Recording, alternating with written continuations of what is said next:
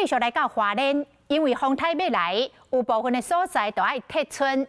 总统赖清德对花莲县长徐真伟所讲的撤村的人数有疑问，是提出着质疑，提出6解。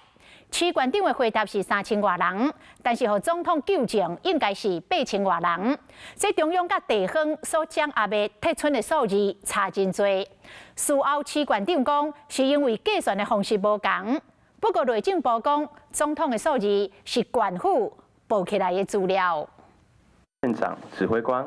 行政院长杜英台伫灾害应变中心甲各县市首长时程简报，搁提醒这件代志。你的部分再请县长要特别把人数再确实确认，在籍不在籍以及是不是在现场。要求县市首长要确认撤出的人数，因为今日一天，总统赖清德甲花莲县长徐真伟伫灾害应变中心为了撤出的数字对袂起来。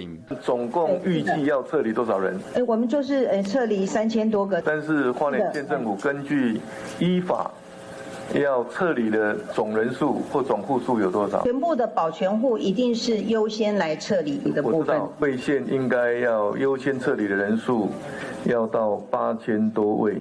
6摆质疑人数唔对，徐真伟事后说明讲这是总统误会啊。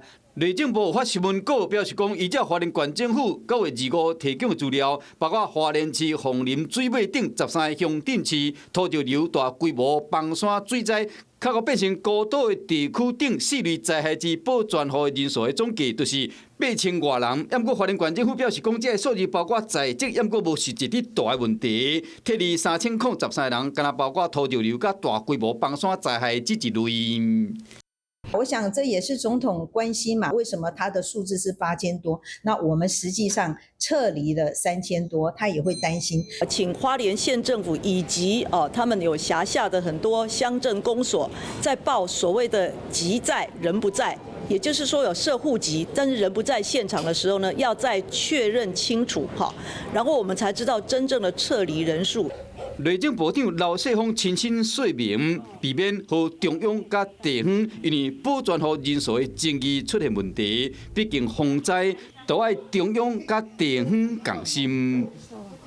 Hello， 我是蒋欣梅。想要抢先掌握最及时的新闻资讯吗？赶快订阅、按赞、开启小铃铛，锁定华视新闻 YouTube 频道。